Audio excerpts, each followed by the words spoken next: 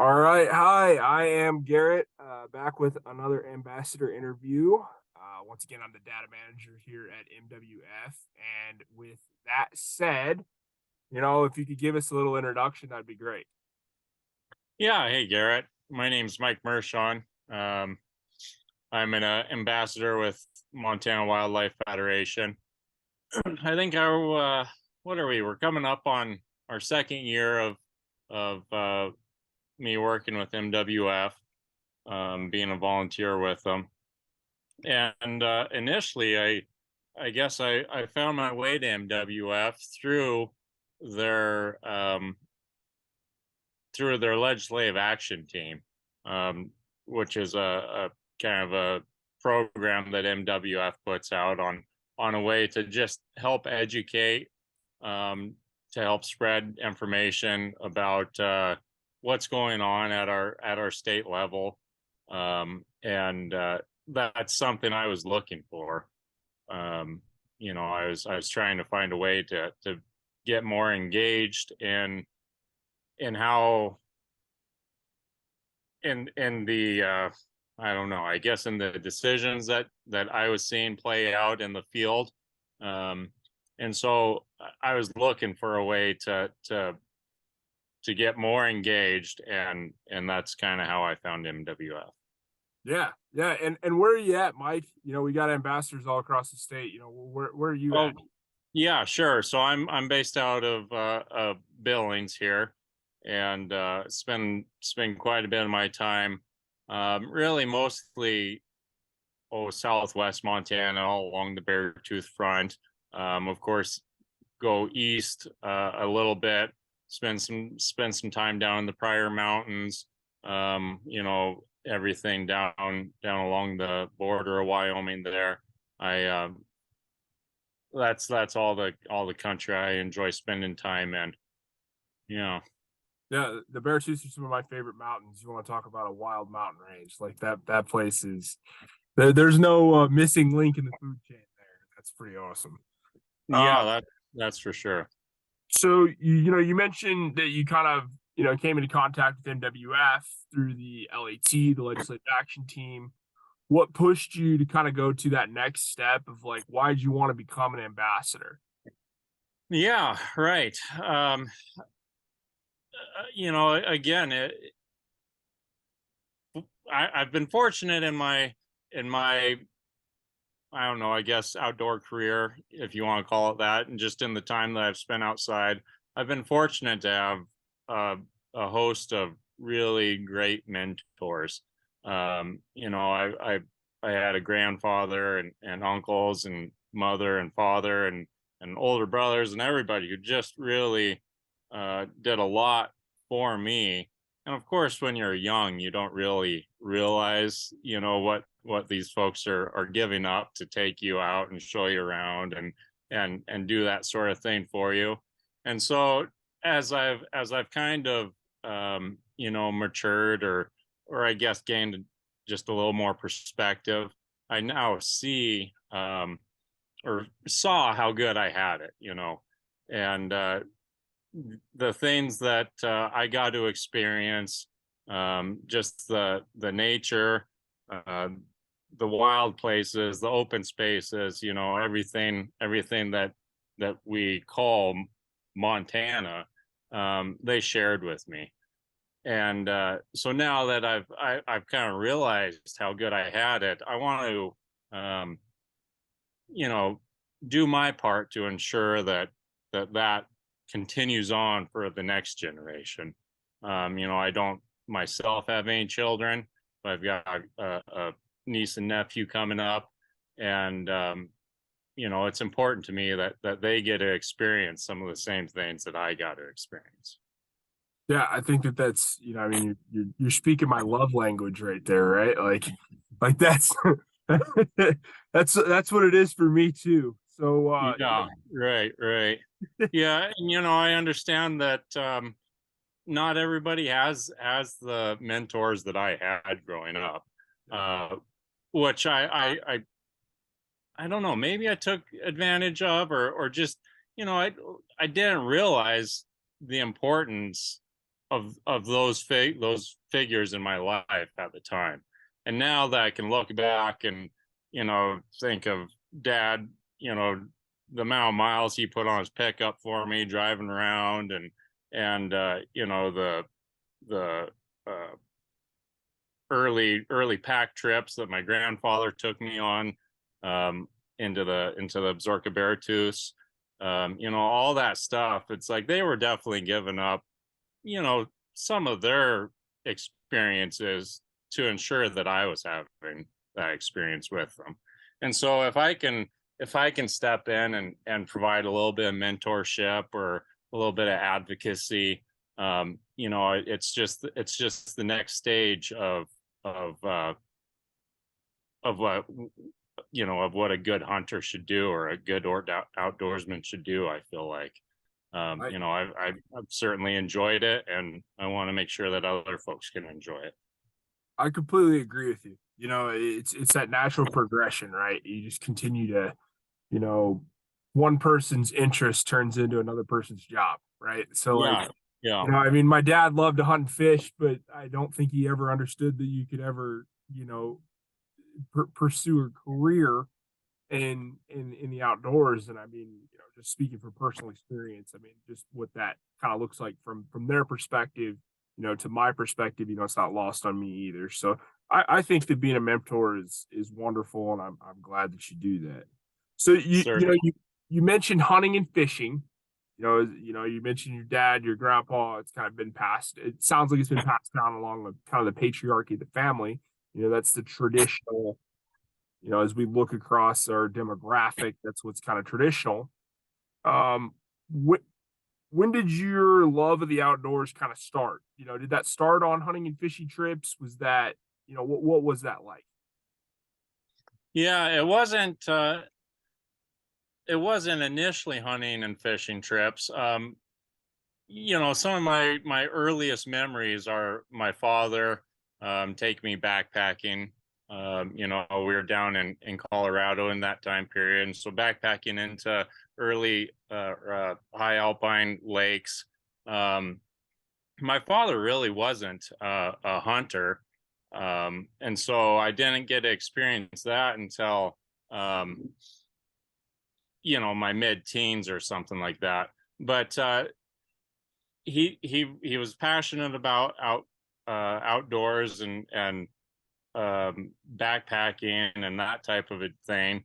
He spent his life building homes and guiding, and so he would take folks on pack trips, and but they weren't hunting. He would just Right. take them in and show them the wilderness, and they did everything under the sun. They had horses that did pack trips with. They had llamas they did pack trips with. In the wintertime, they snowmobiled, and all that was just bringing tourists in and showing them the outdoors was what that was. And so that was how I got my initial start. It wasn't until we moved to Montana in the early 90s that my grandfather and uncle really showed me what hunting was. I grew up with a BB gun, of course, but it wasn't until Uncle Rick and Gramps put me on a horse and started being. Once I was to the age that I could come with the guys into elk camp, that was when like the world was shown to me. And so that was my early start. And then I've probably hunted every single year that I could, since I had my first hunter's license. But there for after high school, I really shifted focus into climbing and mountaineering.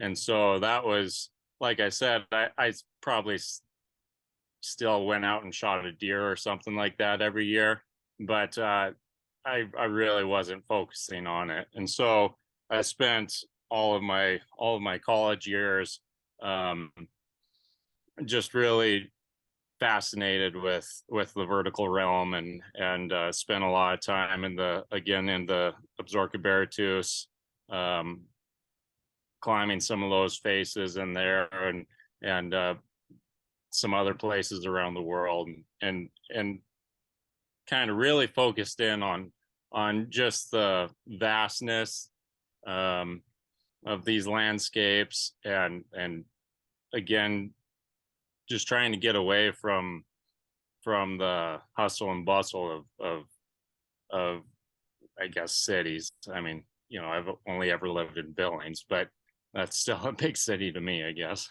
Hey, as you can tell with all the traffic and the planes and the trains and the, everything else that's going on in my background here, I completely get it. Um, what you touched on this a little bit here, and obviously this is a giant question, right? Like question I'm about to ask you, we could talk you could write a book on it. You could write 70 books on it. But why conservation, right? You mentioned that you stepped into climbing, mountaineering. What kind of brought you, I shouldn't say full circle, I'm not going to say that. What kind of brought you back into that, conservation side of things rather than just the recreational side of, hiking, skiing, backpacking, those sorts of things. Yeah, yeah, yeah. Like you say, that's a good question. And also, I think you mentioned it's just a progression. I in all these things that we do, whether it's climbing or hunting or whatever, I feel like you go through a progression. You start out and you're just trying to take in everything you can. You're just trying to learn how to do it. Then you get to the point where you feel like you're comfortable doing it, and maybe you start nerding out on the gear, and you start working out so you're more efficient in the mountains, and you do go through all these steps. And like I said, I'm feel like I'm to the point now where I can look back at, and I'm still young. I'm still in the middle of it, I feel like. But I can look back now and see again how good I've had it. I can see changes on the horizon, and I just want to ensure that maybe it's selfish, maybe it's for me to keep this trajectory. I want to still keep going out and having the same experiences that I'm having right now.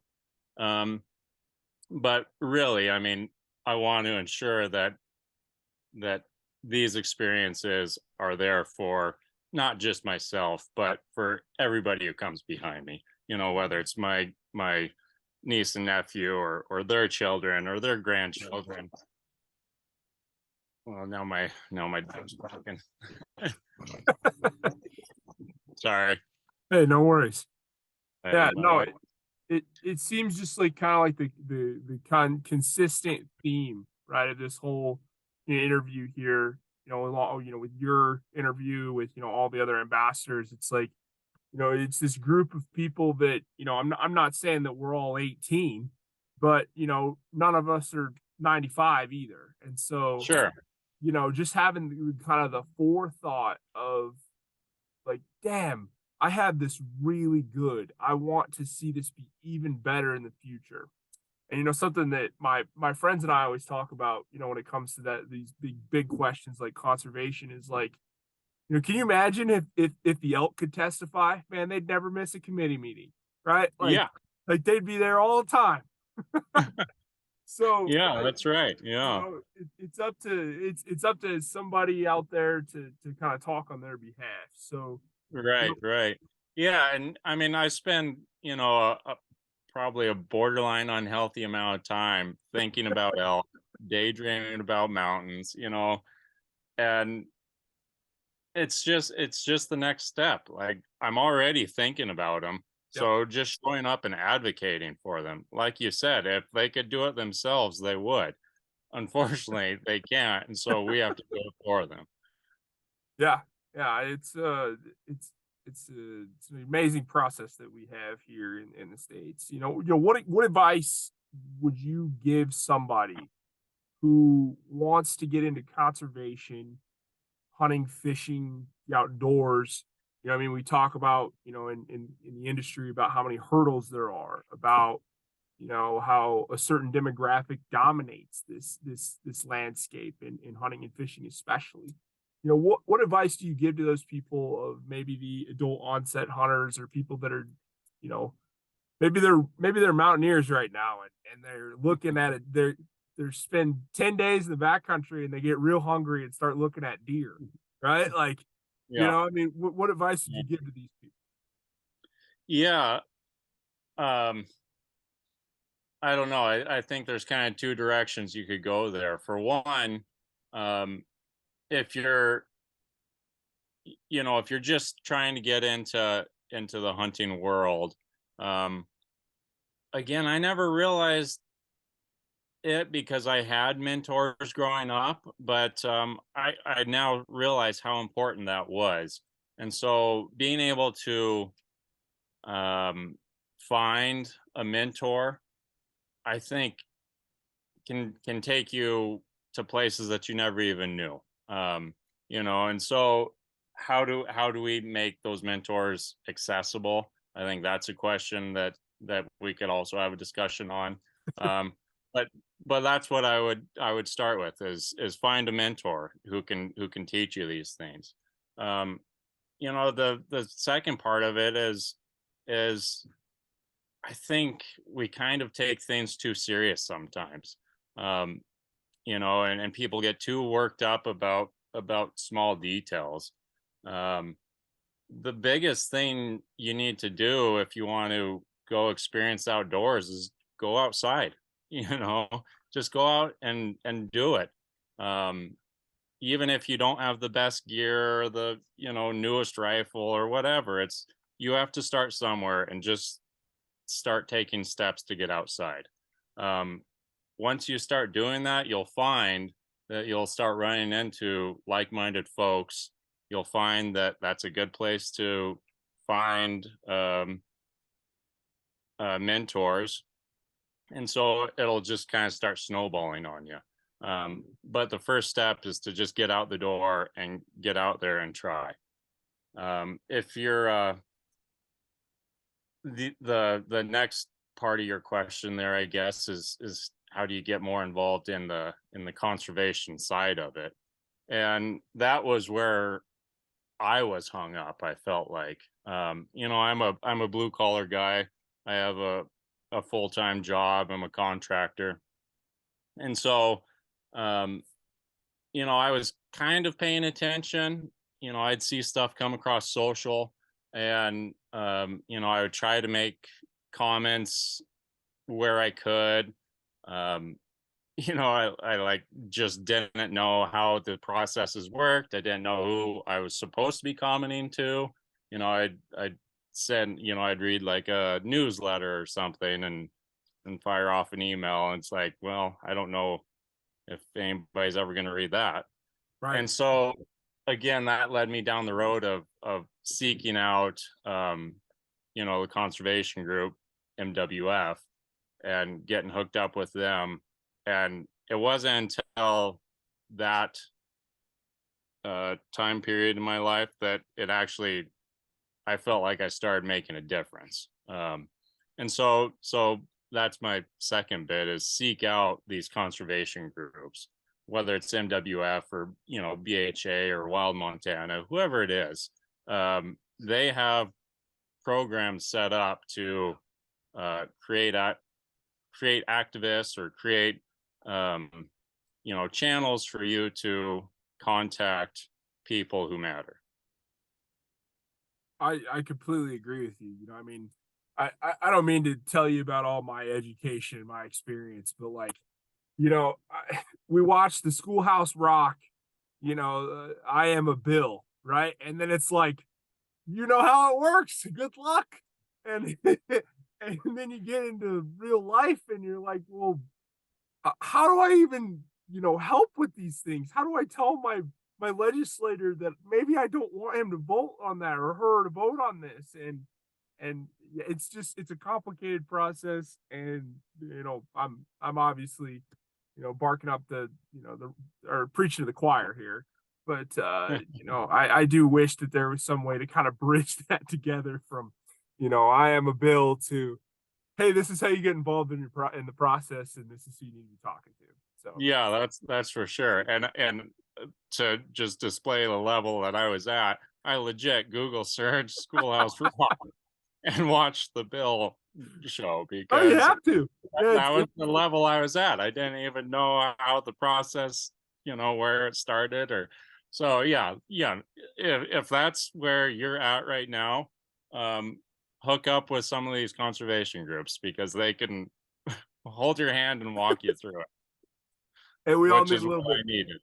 We all need a little bit of that every once in a while. And I have one final question here for you.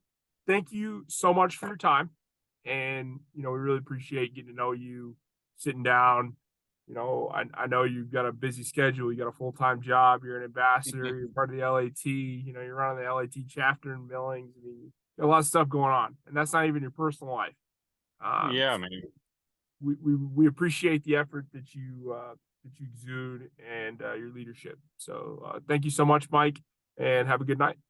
Yeah, all right. Thanks, Garrett.